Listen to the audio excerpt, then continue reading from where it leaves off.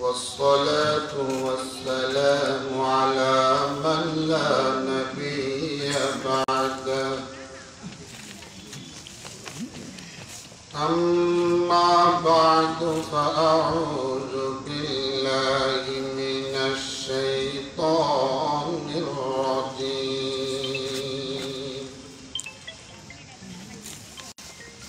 بسم الله الرحمن الرحيم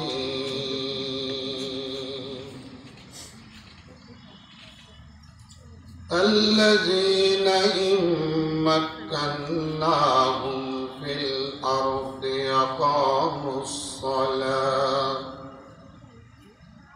وآتوا الزكاة وأمروا بالمعروف ونهوا عن المنكر ولله عاقبة الأمور.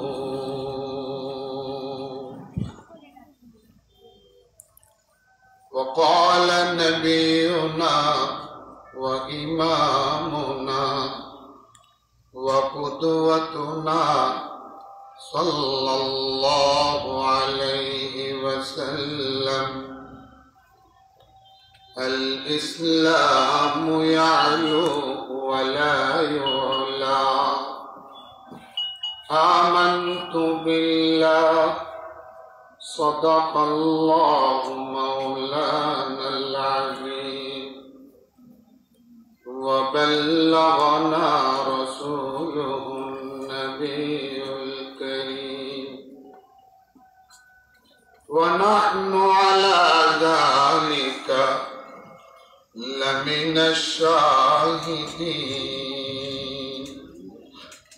والشاكرين والحمد لله رب العالمين.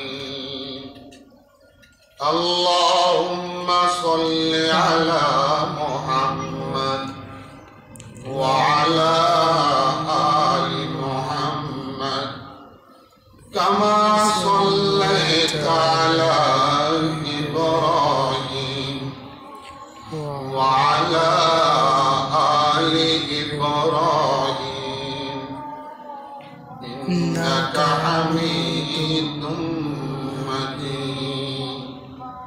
اللهم بارك على محمد وعلى آل محمد كما باركت على إبراهيم وعلى آل إبراهيم إنك حميد مجيد.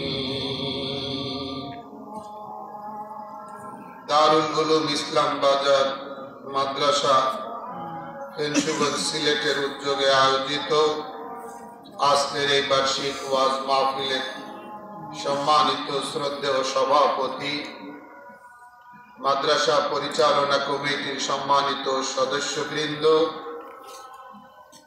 মাদ্রাসার সুযোগ্য পরিচালক, সম্মানিত আসাতিজায়ে কেরাম, হযরত উলামায়ে কেরাম, এলাকার মুরব্বিয়ানে আযম, আমার সামনে বসা সর্বস্তরের ধর্মপ্রাণ বেরাদারানি ইসলাম, পর্দার আড়ালের সম্মানিতা মা ও বোনেরা, সর্বপ্রথম মহান পরওয়ারদিগারে আলম আল্লাহ জাল্লা জালালুহু আম্মা নওয়ালুহুর শাহী বারগাহে লাখ কোটি শুকরিয়া আদায় করছি, যিনি আমাদেরকে এই বরকতময় মাহফিলে অংশগ্রহণ করার তৌফিক এনায়েত করেছেন।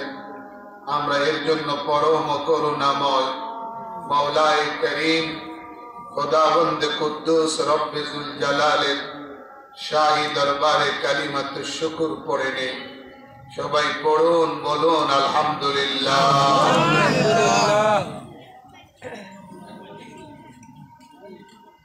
সারা রাত মনে করুন বয়ান হলো, কিন্তু আমরা ইসলাম সম্পর্কে, আমাদের ধর্ম সম্পর্কে, সর্বশেষ আসমানি কিতাব পবিত্র কোরআন সম্পর্কে সুস্পষ্ট কোনো ধারণা নিয়ে উঠতে পারলাম না। আমাদের চিন্তা ভাবনার জগতে কাঙ্ক্ষিত পরিবর্তন সূচিত হলো না। তাহলে এই মাহফিলের সার্থকতা, পূর্ণতা কতটুকু? ওলামায়ে কেরাম বয়ান করছেন, একের পর এক তাশরীফ আনবেন ইনশাআল্লাহ। তো তাদের মূল্যবান আলোচনাগুলো থেকে আমাদের তো কিছু উপাদান, উপকরণ সংগ্রহ করা দরকার, তাই না? একটু জবাব দেবেন। বাজারে মানুষ যায় কিছু কিনবার জন্য, তাই না? এখানে আমরা আসলাম, এখান থেকে তো কিছু নেওয়ার একটা মেন্টালিটি, মানসিকতা আপনার আমার সবার থাকা উচিত।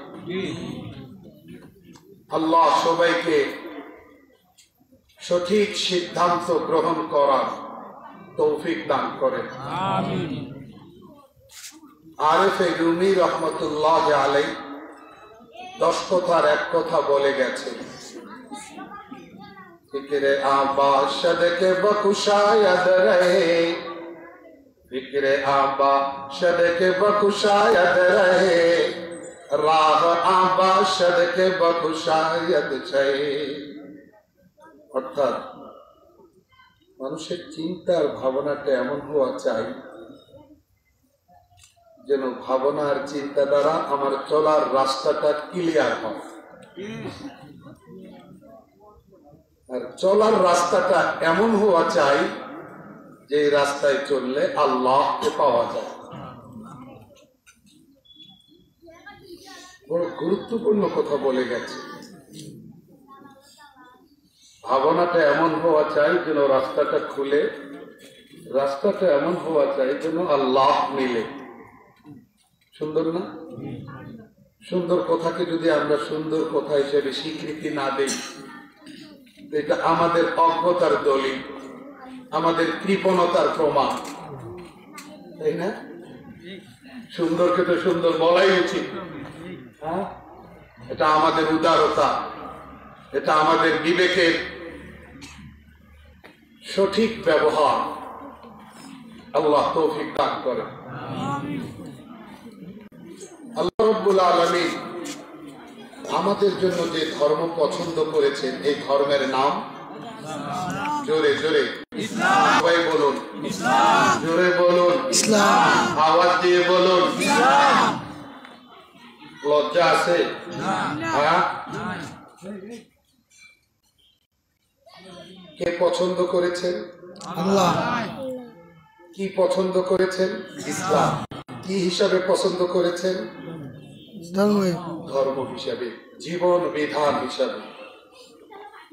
হযরত রাসূলুল্লাহ সাল্লাল্লাহু আলাইহি ওয়াসাল্লাম ফরমান, যাকা তা'মাল ঈমান মান রাদিয়া বিল্লাহি রাব্বা ওয়া বিল ইসলামি দীনা ওয়া বিমুহাম্মাদিন সাল্লাল্লাহু আলাইহি ওয়াসাল্লাম নবিয়্যান ওয়া রাসূলা। ঈমান আর নেক আমলের মজা, স্বাদ তো অনুভব করবে ওই মানুষটা যে আল্লাহকে রব হিসেবে পেয়ে সন্তুষ্ট, ইসলামকে ধর্ম হিসেবে পেয়ে সন্তুষ্ট। বুঝেন নাই? আলাইহি ওয়াসাল্লামকে আল্লাহর নবী আর রাসূল হিসেবে পেয়ে সন্তুষ্ট। এই 3 জায়গায় যে মানুষটা সন্তুষ্টি প্রকাশ করে, সানন্দে, সাগ্রহে, স্বতঃস্ফূর্ত চিত্তে, উইলিংলি, যে মানুষটা, যে ঈমানদার এই 3 জায়গায় সন্তোষ প্রকাশ করে, সে অবশ্যই ঈমানের মজা পাবে। নামাজ আমলে, নেক আমলে কি পাবে? মজা পাবে। মজা পাই না, কারণও তো আছে। একজন জন্ডিস রোগী, টাইফয়েড রোগী, যার রুচি নষ্ট হয়ে গেছে, মাসখানেক জন্ডিসে আক্রান্ত থাকার কারণে প্রস্রাব হলুদ হয়ে গেছে, খানা খেতে মন চায় না, শরীরটা নিস্তেজ হয়ে গেছে। এরকম একজন রুগীকে সেরাটনের বাবুর্চি দিয়ে যদি রান্না করে সুস্বাদু কোনো খাবার খেতে বলেন, সে বলবে না, বমি আসে। কি বলবে? বমি আসে। যাদের জন্ডিস হয়েছে তাদের এক্সপিরিয়েন্স, অভিজ্ঞতা আছে, যাদের হয়নি তাদের এই অভিজ্ঞতা নেই। আমার হয়েছে, আমি বলতে পারি। মা কত স্বাদ করে রান্না করছে, আমি মাকে বলতাম ভালো লাগে। মায়ের হাতের রান্নাকে এইভাবে বিরক্তির সাথে রিজেক্ট করা, এটা কি আমার মায়ের রান্নার ত্রুটি? জবাব দিতে হবে। হ্যাঁ, এটা কি বাবুর্চির রান্নার কোন ত্রুটি? রোগের প্রভাব। রোগে আক্রান্ত থাকার কারণে রুচি নষ্ট হয়েছে, যার জন্য খাওয়ার স্বাদ উঠে গেছে। আমার মা জননী যত সুন্দর করে রান্না করেছে, এত সুন্দর করে রান্না করবার পরও আমার বমিটিং হচ্ছে, বমির উদ্রেক হচ্ছে। যখন আমার রুচি চিকিৎসার মাধ্যমে ফিরে আসবে, রান্নার স্বাদ ও তরকারির স্বাদ ও খাওয়ার স্বাদও ফিরে আসবে। ভাই, লজিকটা কি কারেক্ট? সঠিক? তাহলে আমরা মূল কোথায় আছি? আমাদের রুচিকে মেরামত করতে হবে। ওদের রুচি নষ্ট হয়ে গেছে পাপ পঙ্কিলতার অন্ধকারে নিমজ্জিত থাকবার কারণে, অনাচারের জগতে বিচরণ করবার কারণে, অন্যায়ের প্রতি আসক্তি বেড়ে যাওয়ার কারণে। ইবাদত ভালো লাগে না, গুনাহ ভালো লাগে। এই বাস্তবতার কারণে ইমানের রুচি নষ্ট হয়ে গেছে। তো আমি ইসলামকে ধর্ম হিসেবে পাইয়া সন্তুষ্ট হব কিভাবে? প্রশ্নের জবাব দেন।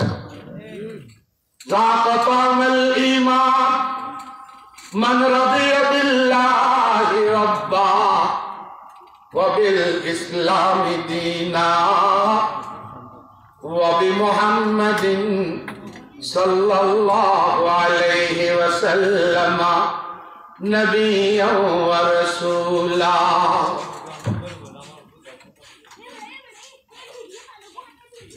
ইমানের মজা পাওয়ার জন্য আল্লাহকে রব হিসেবে পেয়ে সন্তুষ্ট হতে হবে।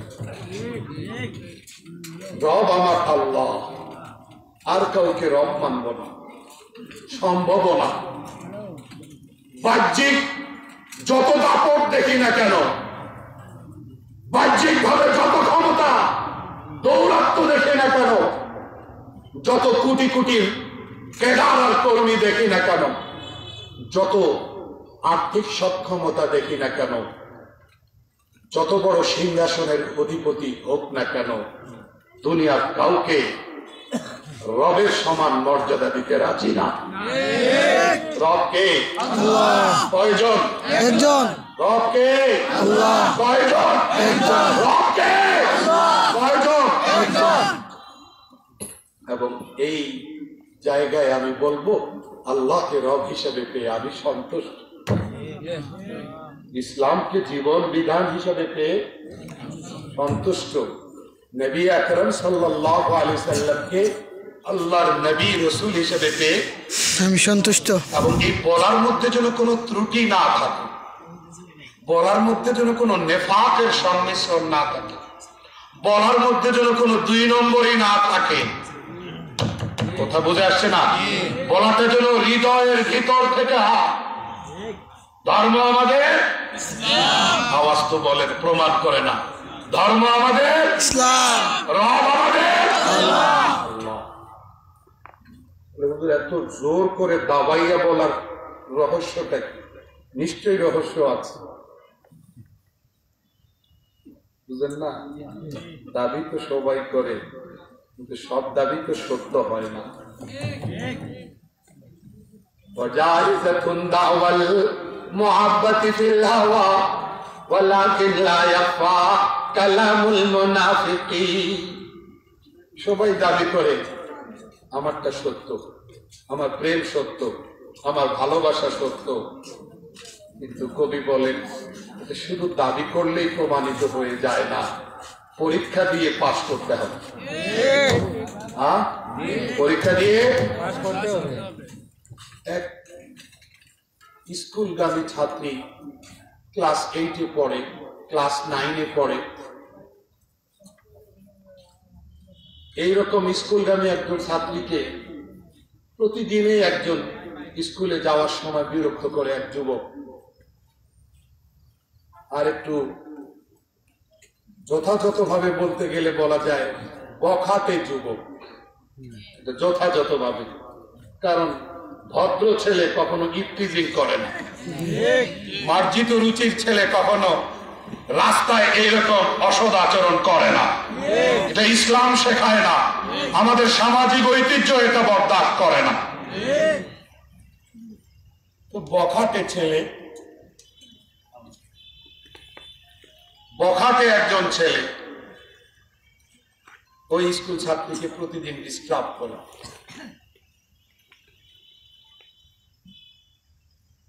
আমি তোমাকে ভালোবাসি, শুনতে শুনতে এই মেয়েটার কান ঝালাপালা হয়ে গেছে। একদিন স্কুল যাওয়ার সময় আবার ওই কথা। তখন ওই মেয়েটা বলে, ভাইয়া তোমাকে একটা কথা বলবো, তুমি প্রায় প্রতিদিনই আমাকে প্রপোজ করো, প্রতিদিনই আমাকে তুমি এইভাবে প্রস্তাব দাও। তোমাকে একটা কথা বলি, আমার এক চাচাতো বোন, সেও আসতেছে একটু পরে, তুমি তাকে এক নজর দেখো, তাকে দেখলে আমার মতো নারীকে তোমার পছন্দই হবে। সে সাথে বলে, তাই না, যাও। তারে ছেড়ে দিয়া ওই আরেকজনের খবর পাইছে, ওই খবরের অপেক্ষা করতেছে। কি করতেছে? অপেক্ষা করতেছে, কিন্তু কেউ আসে না। স্কুল ছুটি হওয়ার পরে আবার বাড়িতে যাওয়ার সময় ওই যুবক হয়, তুমি আমাদের ধোকা দিলে, কেউ তো আসলো না। আমার কারো দরকার নেই, আমার তোমারই দরকার। তোর মেয়েটা জুতা খুলে পিটান শুরু করছে। তুমি যদি আমাকেই পছন্দ করো, তো আমার কাছে আরেকজনের খবর পাইয়া ওই দিকে তাকাইলা কেন? জবাব দাও। যুক্তি বুঝেন? ব্রেনে ঢুকে কিছু ওয়াশ হইতে হবে। এই ছেলের দাবিটা সত্য না মিথ্যা? একজন মেয়ে অল্প বয়সের, তারও সত্য মিথ্যার মধ্যে পার্থক্য করার মানসিকতা আসছে, পার্থক্য করে দেখছে এটা মিথ্যা। আমাদের অবস্থা যেন এমন না হয় আমরা বলবো রব আল্লাহ, কিন্তু আর এক নেতাকে রবের সমান মর্যাদা দিয়ে বসে আছি। বলবো ইসলাম আমাদের ধর্ম, আমি খুশি, কিন্তু মানতেছি ইহুদি খ্রিস্টান পশ্চিমা জগতের কালচার মানতেছি। বুঝেন নাই? বলবো আল্লাহ রসুলকে আল্লাহ রসুল হিসেবে পাইয়া ওনার তরিকা অনুসরণ করব, কিন্তু আমি আবার বাস্তবে কার্যত আবার বিজাতীয় কৃষ্টি সভ্যতা অনুসরণ করতেছি। এটা তো ওই বখাটে ছেলের মতোই হয়ে গেল। কথা ঠিক না ঠিক? আপনাকে আমাকে সঠিক জায়গায় আসতে হবে, মূল্যবোধটা ঠিক করতে হবে। ইসলাম আমাদের জীবন বিধান। কে বানিয়েছেন? ধর্ম, ধর্মটাকে ধর্ম হিসেবে কে চুজ করেছে? এটাকে আপনি আমি বানাইয়া বলতেছি না আল্লাহ ঘোষণা দিচ্ছেন? ওয়ারাদিতু লাকুমুল ইসলাম দীনা, আমি ইসলামকে তোমাদের জন্য ধর্ম হিসেবে পছন্দ করেছি। কে পছন্দ করছে? আপনি কি কখনো ভেবেছেন যে আল্লাহ যেমন মহান, আল্লাহর পছন্দটাও ওই রকম মহান? আল্লাহর যেমন কোন ত্রুটি নাই, থাকতে পারে না, আল্লাহর পছন্দটারও ওই রকম কোন ত্রুটি নাই, থাকতে ভাই জবাব দেন না কেন? পারে? আল্লাহর পছন্দে কোন ত্রুটি থাকতে পারে? আপনার আমার পছন্দের হাজারো ত্রুটি থাকতে পারে, দুর্বলতা থাকতে পারে, আপনার আমার চুজ চয়েস পছন্দ সিদ্ধান্ত মিস্টেক করে বসতে পারে, কিন্তু আল্লাহ মহান, আল্লাহর সিদ্ধান্ত কখনো মিস্টেক করতে পারে না। সুতরাং কেউ যদি আমার এসে কয় কোরআনটা শুধু তেলাওয়াতের জন্য দুনিয়াতে আসছে, নামাজ পড়লে কোরআনের দরকার, তাই আমরা কোরআন শিখবো, বাকি রাষ্ট্র কেমনে চলবে এটা কোরআনে নাই, তার এই কথা মানা যাবে? কথা বলেন। সমাজ কিভাবে পরিচালিত হবে এই নির্দেশনা কোরআনে নাই, তাকে বিশ্বাস করা যাবে? রাষ্ট্রের পলিসি আর কৌশল কি হবে এটা কোরআনে নাই, তাকে বিশ্বাস করা যাবে? কিন্তু এগুলাতে এক ধরনের মানুষ এখন বলতেছে, তারা রাজনীতি করে, পলিটিক্স করে, তারা তো দেদারসে বলে বেড়াচ্ছে ইসলামের সাথে রাজনীতির কোনো সম্পর্ক নাই, ইসলামের সঙ্গে রাষ্ট্র পরিচালনার কোন সংশ্লিষ্টতা, কোন সম্পর্ক নাই। তাহলে আল্লাহ বলেন আলিয়াউমা আকমালতু লাকুম দীনাকুম, আমি তোমাদের ধর্মকে পরিপূর্ণ করলাম। আর রাজনীতিবিদ আর বুদ্ধিজীবীরা বলতেছে না, এই জায়গায় কোরআনের কোনো বক্তব্য নাই, এই অঙ্গনে কোরআনের কোনো নির্দেশনা নাই, এই অঙ্গনে কোরআনের কোনো পলিসি নাই। তাহলে আল্লাহ যে বলতেছেন পরিপূর্ণ করলাম, তাহলে আল্লাহর ঘোষণা কি বাকি থাকলো? তাহলে কেমনে পরিপূর্ণ হইল? পরিপূর্ণ হবে তো তখন যখন সব লাইনে সব বিষয়ের বর্ণনা গাইডলাইন কোরআনে থাকবে তখন। তাহলে যারা এরকম বলে তারা তো আমাদেরকে মিসগাইড করে, তারা বিভ্রান্ত করে, তারা আমাদেরকে বিপদগামী করতে চায়। আল্লাহ কোরআনে বলছেন ওয়ানাজ্জালনা আলাইকাল কিতাবা তিবয়ানাল লিকুল্লি শাই, নবী আমার, আমি আপনার কাছে কোরআন নাযিল করেছি, সব কিছুর বর্ণনা এখানে দিয়ে দিয়েছি। কুল্লু শাই, সব কিছুর বর্ণনা এখানে দিয়েছি। আল্লাহ বলতেছেন সবকিছুর বর্ণনা দিলাম, আপনি কে এই কথা বলার? ওই বিষয়টা নাই, ওই বিষয়টা নাই, ওই বিষয়ের বর্ণনা নাই, আপনি কে? তাহলে আল্লাহর কথাকে আপনি মিথ্যা প্রতিপন্ন করতে চান, বুঝেন নাই? এক ধরনের মানুষ হয়ে গেছে, তারা কোথায় লেখাপড়া করছে জানি না, তারা কোত্থেকে শিক্ষা গ্রহণ করছে জানি না, তারা এইরকম মিসগাইড করে ধর্ম সম্পর্কে, ইসলাম সম্পর্কে। তাহলে আল্লাহর পছন্দটা এইরকম যে এই পছন্দের মধ্যে সব বিষয় নাই, এটা হইতে পারে? আল্লাহ আমাদেরকে বুঝ দান করে। কোরআনে কি আছে? সব আছে। এই বিশ্বাস আপনার আমার থাকা উচিত কিনা? রাষ্ট্র কেমনে চলবে কোরআনে আছে। রাষ্ট্র কিভাবে কি পররাষ্ট্রনীতি গ্রহণ করবে সেটা কোরআনে। রাষ্ট্রের শিক্ষা ব্যবস্থা কি হবে কোরআনে। বিবাহ শাদীর বিষয়াবলী কোরআনে, ব্যবসা বাণিজ্যের বিষয়াবলী কোরআনে, শ্রমিকদের অধিকারের ব্যাপারে কোরআন কথা বলে, নারীদের অধিকারের ব্যাপারে কোরআন কথা বলে, দুস্থ মানুষদের ব্যাপারে কোরআন কথা বলে, আত্মীয়তার হক হুকুকের ব্যাপারে কোরআন কথা বলে। এক কথায় মানবাধিকার নিয়ে কোরআন কথা বলে না, বলে না? তাহলে তারা বলে শুধু কোরআন ঘাটাঘাটি করলাম, বহু ঘাটাঘাটি করলাম, শেষ পর্যন্ত আমি অ্যানালাইসিস করে দেখলাম নামাজ রোজা হজ যাকাত ছাড়া কোরআনে আর কিছু নাই। সে কেমন ঘাটাঘাটি করছে? আমি বলি গর্ধবের বাচ্চা, তুমি যদি ঘাটাঘাটি করে এই সিদ্ধান্তে আসো, তাহলে আমরা 13-14 বছর পড়ালেখা করে কি করবো? কথাটা বুঝেন, জবাব দেন। যাকে আল্লাহ চোখ দেন নাই, যিনি অন্ধ, অন্ধত্ব দিয়া কোন বস্তু সম্পর্কে আইডিয়া ধারণা একটা পাওয়া যাবে, কিন্তু বস্তুর আসল রূপ তো কোনোদিন সে চোখে দেখবে না। কথা ঠিক না? কয়েকজন অন্ধ হাতাইয়া হাতি দেখে, যার যেখানে হাত গেছে তার কল্পনাটা ওই রকম, মন্তব্যটা ওই রকম।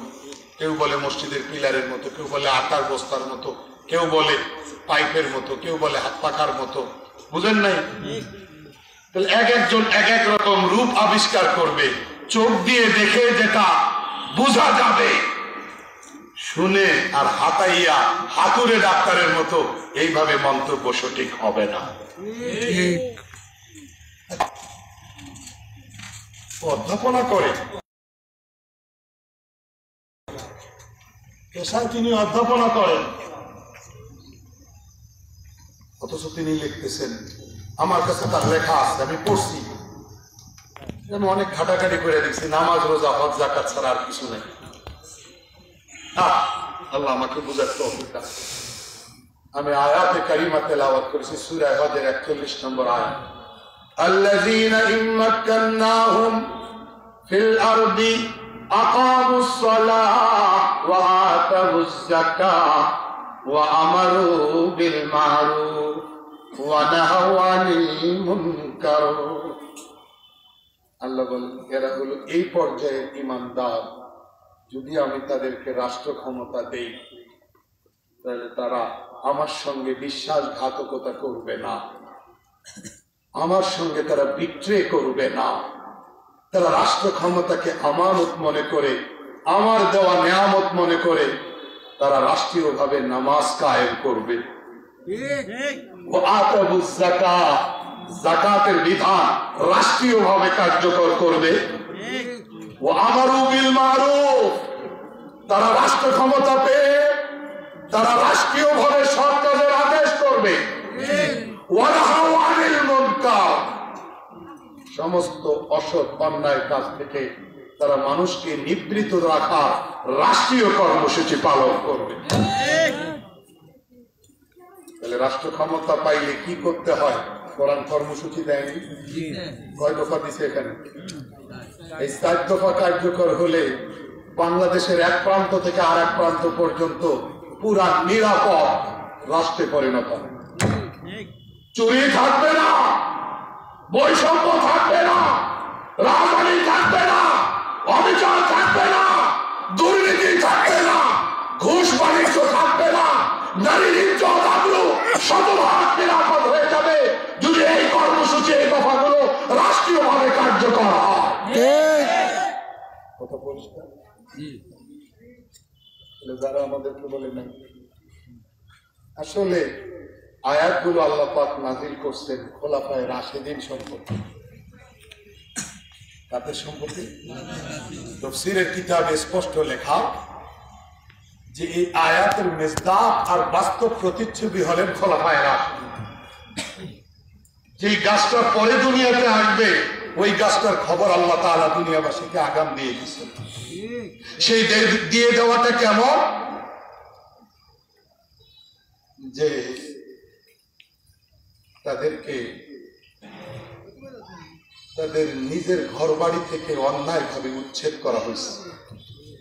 মক্কা থেকে তাদেরকে বের করে দেওয়া হয়নি, বের হয়ে যেতে বাধ্য করা হয়নি। আল্লাযীনা উখরিজু মিন দিয়ারিহিম বিগাইরি হাক্কিন ইল্লা ইয়াকুলু রাব্বুনা আল্লাহ, তাদেরকে তাদের মালিকানাধীন ভিটে মাটি থেকে উচ্ছেদ করা হয়েছে, তাড়িয়ে দেওয়া হয়েছে। বেগাইরি হাক্কিন মানে অন্যায়, কি অপরাধ ছিল? এদেরকে মক্কা থেকে, তাদেরকে মক্কা থেকে তাড়িয়ে দেওয়ার কারণ কি? কারণ আল্লাহ নিজেই বলতেছেন, কারণ আর কিছু না, কারণ একটাই, ইল্লা আইয়াকুলু রাব্বুনা আল্লাহ। তারা ঘোষণা দিয়েছে আমাদের রব, আমাদের রব। এটা অপরাধ টের পাইছেন? এই অপরাধে তাদেরকে কি করে দেওয়া হয়েছে? তাদেরকে বের করে দেওয়া হইলো। আল্লাহ পাক তাদের ব্যাপারে বলেন, তাদের ঈমান তো এরকম শক্ত, তাদের ঈমান তো এরকম মজবুত, তাদের ঈমান তো এরকম সুদৃঢ়, তাদের ঈমান তো এতটাই স্ট্রং যে আমি তাদেরকে রাষ্ট্র ক্ষমতা দিলে তারা আমাকে ভুলে যাবে না। আমি তাদেরকে রাষ্ট্র ক্ষমতায় বসাইলে তারা আমার সঙ্গে বিশ্বাসঘাতকতা করবে না, বরং তারা এই কাজগুলো আঞ্জাম দেবে রাষ্ট্রীয়।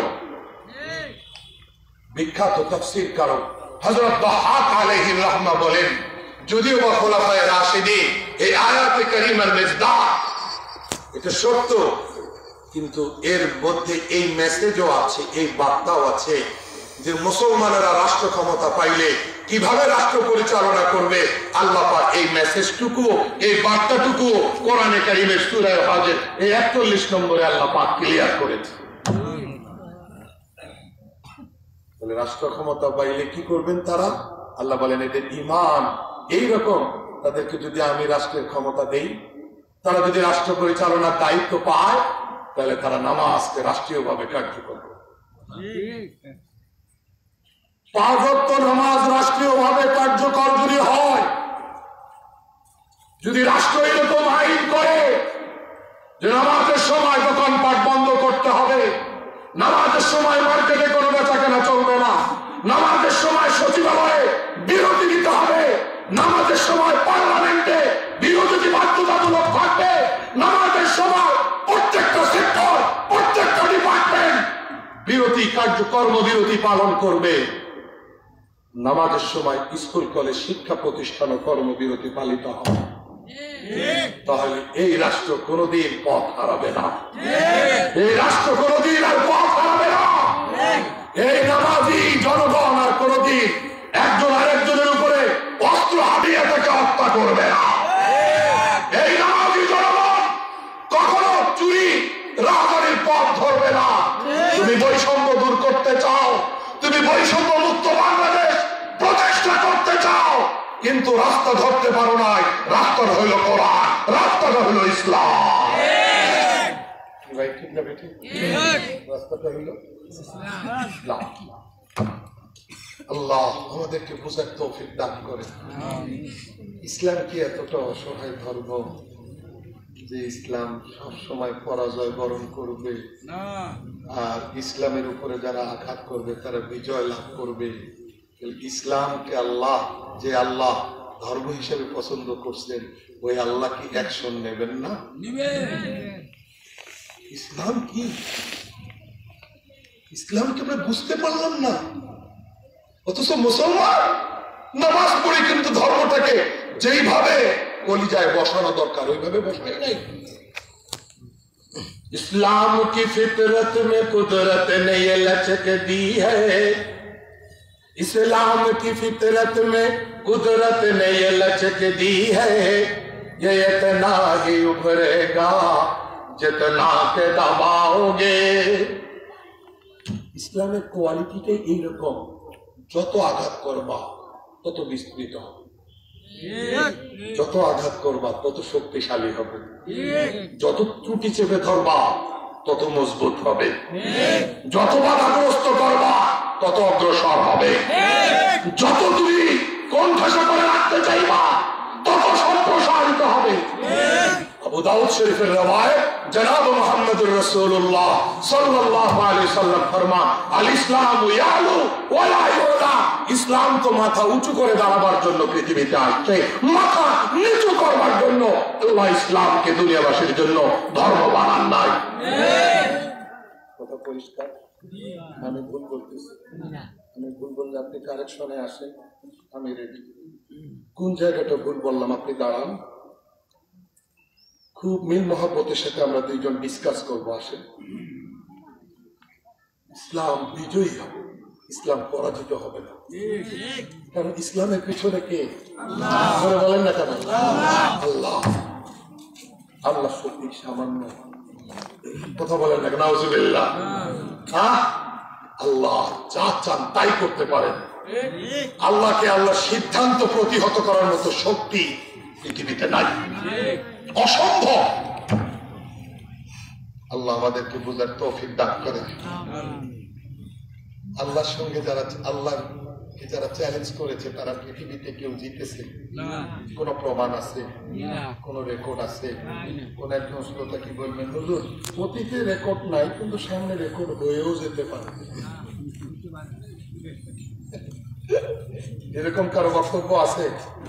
হ্যাঁ, আব্রাহা কাবা ঘর ভাঙতে আসছিল বিশাল বাহিনী নিয়ে, মক্কাবাসীদের কি প্রতিরোধ ছিল? ও তো বলেই দিছে, নবী আলাইহিস সালামের দাদা তৎকালীন সমাজের গুরুত্বপূর্ণ মুরব্বী, শ্রদ্ধেয় মুরব্বী আব্দুল মুত্তালিব তো বলে দিছে, তোমার সৈন্যরা আমাদের উটগুলা নিয়ে গেছে, ওগুলা ফেরত দাও। আর ঘরের কথা কইতেছো, ঘর কি করবো আমরা? এই ঘরের যিনি মালিক উনি রক্ষা করব। বিশাল শক্তির মহড়া দেখাইয়া প্রত্যেকটা ইট খুলে ফেলে কাবাকে মাটির সঙ্গে মিশিয়ে দেওয়ার, গুড়িয়ে দেওয়া মাস্টার প্ল্যান, মহাপরিকল্পনা নিয়ে আসছে, মক্কায় চলে আসছে, উপস্থিত হয়ে গেছে, কিন্তু কাবা ঘরকে টাচ করতে পারছে না। জবাব দেন না কেন? কোরআন তো বলতেছে সূরা মায়দায়, জাআলাল্লাহুল কাবাতাল বাইতাল হারামা কিয়ামান লিন-নাস। আল্লাহ বলেন এই ঘরকে আমি সারা পৃথিবীর মানুষের স্থিতিশীলতা আর নিরাপত্তার খুঁটি বানাইছি। তার মানে আয়াত বলে এই ঘর না থাকলে পৃথিবী টিকবে না। এই ঘর থাকবে তো কিয়ামত হবে না। সেই ঘর পৃথিবী টিকে থাকার পিলার, এই ঘরকে এক রাষ্ট্র আর এক শক্তি বিশাল মহড়া নিয়ে, বিশাল বাহিনী নিয়ে আইসা কিছু করতে পারছে? হাত দিয়ে কাজ করার সুযোগ পাইছে?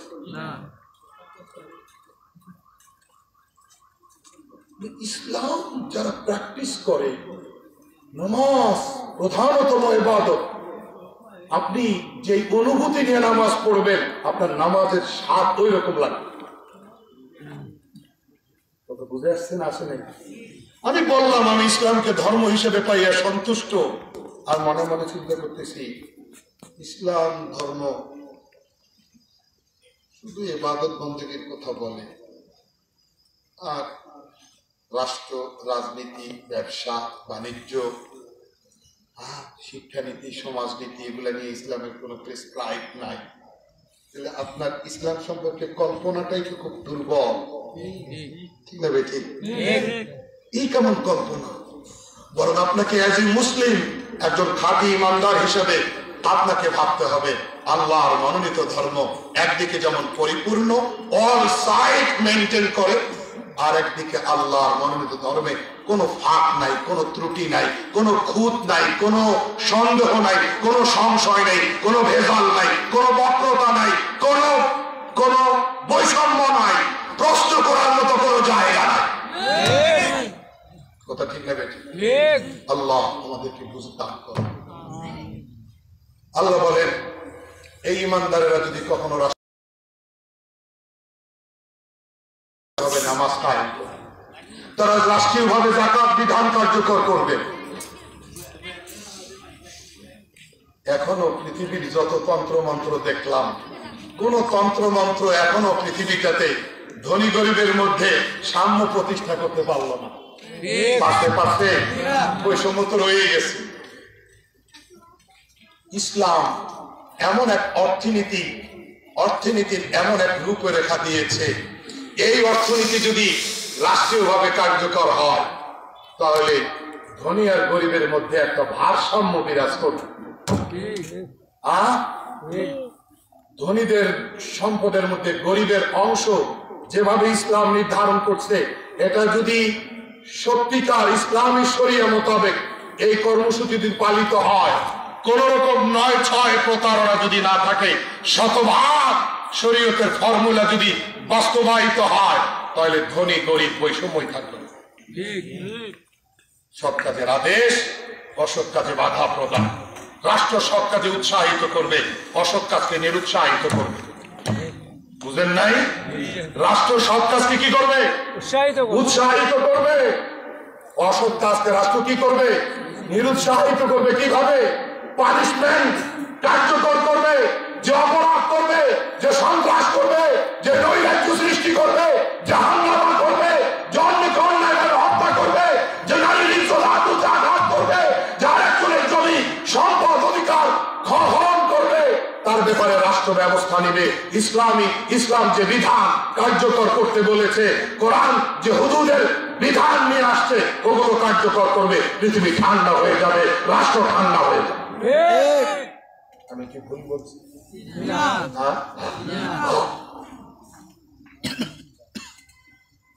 ভাইরা, আল্লাহ আমাদেরকে বুঝদান করুন। যদি একটা অপরাধের শাস্তি কার্যকর হয়, ইসলাম যে শাস্তি আর পানিশমেন্ট ডিক্লেয়ার করেছে, যদি একটা শাস্তি কার্যকর হয়, বেশির বেশি আর একটা, দুইটা, তিনটা অপরাধ নির্মূল হবে। কথা বুঝে আসছে না? আসলে অপরাধ পেয়ে যাবে। এখন এই দুই তিনটা সুন্নির শাস্তি কার্যকর করতে গিয়া, দুই তিনটা জেনা ব্যভিচারের অপরাধের শাস্তি রাষ্ট্রীয়ভাবে কার্যকর করতে গিয়া যদি কেউ এই আওয়াজ তুলে, এটা মানবাধিকার লঙ্ঘনের সামিল। হ্যাঁ, কথা বলেন, তাহলে এরা বুদ্ধিজীবী না, এরা জ্ঞান পাপী, এরা সুস্থ মস্তিষ্কের মানুষ না, এরা মস্তিষ্ক বিকৃত মানুষ। এদেরকে সুস্থদের সমাজে না রেখা দ্রুত পাগলা কারণে ভর্তি কইরা তাদের চিকিৎসা শুরু করা দরকার। ভাই, কথা কি সঠিক হচ্ছে? যারা মুরগি পালে তারা তো সকালবেলা মুরগি খাঁচা থেকে ছেড়ে দেয়, সন্ধ্যাবেলায় সূর্যাস্তের সময় মুরগিগুলাকে আবার খাঁচায় ঢুকায়, দুয়ার বন্ধ করে দেয়, সারা রাত খাঁচায় থাকে, সকালবেলা ছেড়ে দেয়। এই সিস্টেম আছে না নাই? আছে। যদি সন্ধ্যাবেলায় সব মুরগি বাচ্চা সহ খাঁচায় ঢুকে যায়, আর কোনো মুরগি যদি গাছের উপরে উঠে থাকে, না নামে, তাহলে তারে গাছে রাখা, চালে রাখা মালিক কি দরজা লাগায় না নামায়? নামাই থেকে একটু শাস্তিও দেয় হালকা পাতলা। এই শাস্তিটা কি মালিকের দয়া না জুলুম? বিবেক থেকে বলেন, চিন্তা করে বলেন, ভাইবা বলেন।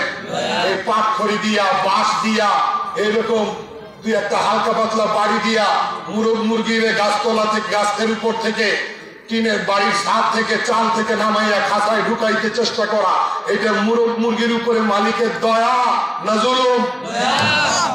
এই দয়াটারে যারা জুলুম হিসেবে পরিবেশন করে, তারা কি সুস্থ না পাগল? তারা তো নিশ্চিত, ডেফিনেটলি তারা পাগল। মুরগ যদি গাছের উপরে থাইকা কয়, আমি তো খুব আরামেই আছি, খামাখা আমার মালিক আমারে অত্যাচার করতেছে, এটা মুরগি মার্কা বুঝ হবে। কি হবে? এটা মুরগি মার্কা বুঝ হবে। মোহতারাম হাজিরিন, একটু তো চিন্তা করা উচিত। একটা মাছকে পানির থেকে উঠাইয়া আপনি যদি পানি ছাড়া মাছটাকে ভিন্ন কোনো পদ্ধতি রাখতে চেষ্টা করেন, আপনার পদ্ধতি যতই সুন্দর হোক, আপনার চেষ্টা যতই আন্তরিকতাপূর্ণ হোক, মাছটাকে আপনি পানি ছাড়া কোনোভাবেই জীবিত রাখতে পারবেন না। গান শুনাইয়াও পারবেন না। এইভাবে এক হাতে নিয়ে আর এক হাত দিয়ে পিঠ বুলাইয়া আদর কইরাও মাছটাকে জীবিত রাখতে পারবেন না। মাছটাকে আপনি দানা পানি খাদ্য খাওয়ায়ও জীবিত রাখতে পারবেন না। মাছের নিরাপত্তা শুধু পানিতে। মানুষের অধিকারের সুরক্ষা, মানবাধিকারের সুরক্ষা, হুকুকে ইনসানের সুরক্ষা শুধু তন্ত্র মন্ত্র দিতে পারে না। কথা পরিষ্কার কিনা ভাই? আল্লাহ আমাদেরকে বুঝ দান করেন। এখানে সব আছে না নাই? আল্লাহ বলেন, ইন্নামা জাযাউল লাযিনা ইউহারিবুনা আল্লাহ ওয়া রাসূলাহু ওয়া ইয়াসআউনা ফিল আরদি ফাসাদান আন ইউকাত্তালু আও ইউসাল্লাবু আও তুকাত্তাআ আইদিহিম ওয়া আরজুলুহুম মিন খিলাফিন আও ইউনফাউ মিনাল আরদ। যারা আল্লাহর সঙ্গে বিদ্রোহ করে, যারা পৃথিবীতে হাঙ্গামা সৃষ্টি করে, তাদের শাস্তি হলো তাদেরকে হত্যা করা, অথবা তাদেরকে ভিন্ন দিক থেকে হাত পা কেটে শাস্তি দেওয়া। আল্লাহ পাক শাস্তি দিতেছেন, তাহলে সন্ত্রাস নির্মূল করার শাস্তিও কোরআন দিয়েছে, জেনা ব্যভিচারের শাস্তিও কোরআন নিয়ে আসছে, চুরির শাস্তিও কোরআন নিয়ে আসছে, দখলবাজির শাস্তি নিয়ে আসছে, অন্যকে অন্যায়ভাবে হত্যা করার শাস্তিও কোরআন নিয়ে আসছে। বুঝে আসছে কি আসে নাই? কোরআন বলতেছে যে একটা মানুষকে হত্যা করা মানে পুরো মানব জাতিকে হত্যা করার শামিল। কোরআন বলতেছে, ইয়া আইয়ুহাল্লাযীনা আমানু কুতিবা আলাইকুমুল কিসাসু ফিল কাতলা। কোরআন শুধু তাবিজ বানাইয়া ব্যবহার করার জন্য দুনিয়াতে আসে নাই। কোরআনটাকে যদি সবাই সুন্দরভাবে বুঝে, তাহলে আরো যদি আমরা যেভাবে দরকার, যেভাবে করা দরকার, যেভাবে কোরআনের কাছে যাওয়া দরকার, আমাদের আন্তরিকতার ঘাটতি আছে। এই জন্য আমাদের কল্পনা ইসলাম সম্পর্কে, কোরআন সম্পর্কে বড় দুর্বল, বড় উইক। এই দুর্বলতা থেকে আমাদেরকে বেরিয়ে আসতে হবে, এই হীনমান্যতা থেকে আমাদেরকে বেরিয়ে আসতে হবে। বরং আমাদের ধারণাটাকে আরেকটু পাকা ধারণা বানাইতে হবে, আমাদের আইডিয়াকে ইসলাম সম্পর্কে, আল্লাহ পছন্দ সম্পর্কে আমাদেরকে স্বচ্ছ ধারণা বিকাশ হতে হবে। অপপ্রচার চালায়, যারা প্রোপাগান্ডা চালায়, যারা ইসলামকে দুর্বল করা নানামুখী হয়, তাদেরকে রুখে দেওয়ার জন্য আমাদের শক্তিশালী ভূমিকার অবতীর্ণ হতে হবে। কারা কারা রাজি আছেন হাত দেখা। আল্লাহ আমাদের সবাইকে ভাই কথাগুলো কি বুঝে আসছে? কমপ্লিট ধর্ম না কমপ্লিট ধর্ম? কমপ্লিট। ইসলাম সম্পূর্ণ ধর্ম না অসম্পূর্ণ ধর্ম? ইসলাম পরিপূর্ণ ধর্ম না অপরিপূর্ণ ধর্ম? ইসলাম সব ব্যাপারে পরিপূর্ণ নির্দেশনা নিয়ে পৃথিবীতে আসছে। কোরআন সব রকমের গাইডলাইন নিয়ে দুনিয়াতে আসছে। আর ভাই কোরআন তো সূরা বনী ইসরাঈলে ডিক্লেয়ার করে ওয়ান্না হাযাল কুরআনা ইয়াহদি লিল্লাতি হিয়া আকওয়াম। কোরআন যে রাস্তা দেখায় বিশ্বের মানুষকে, সেটাই সবচেয়ে সোজা রাস্তা, সেটাই সবচেয়ে পারফেক্ট রাস্তা, সেটাই সবচেয়ে অথেন্টিক অ্যাপ্রোপ্রিয়েট রাস্তা, সেটাই সবচেয়ে নীরব রাস্তা। কোরআন যে রাস্তা দেখায় অবশ্যই ওই রাস্তা মুক্তির রাস্তা, অবশ্যই ওই রাস্তা শান্তির রাস্তা, অবশ্যই ওই রাস্তা নিরাপত্তা নিশ্চিত করার রাস্তা। সুতরাং আমি যে ধর্ম প্র্যাকটিস করি, এই ধর্ম সম্পর্কে যদি কেউ যদি আন্ডার এস্টিমেট করে, এই ধর্ম সম্পর্কে কেউ যদি অপ্রাসঙ্গিক কোন কথা বলে, আমাদের ধর্ম দুর্বল, তাহলে কি আমরা এটাকে গ্রহণ করতে পারি না? প্রতিবাদ করতে হবে, নীরবতা পালন করতে হবে। প্রতিবাদ। ইসলাম কার পছন্দ? খুব থাকতে পারে আল্লাহর পছন্দে। এই জন্য ভাই আমরা যার ইবাদত করি, আমরা যার গোলামি করি, যার দায়িত্ব আমাদের মনে করার পছন্দটাও আমাদের হৃদয়ে ওই জায়গাটা থেকে আমাদের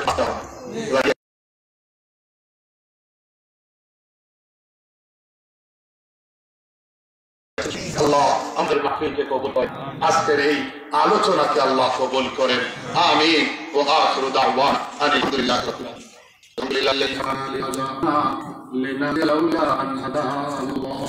اللهم صل على سيدنا محمد النبي الأمي وعلى آله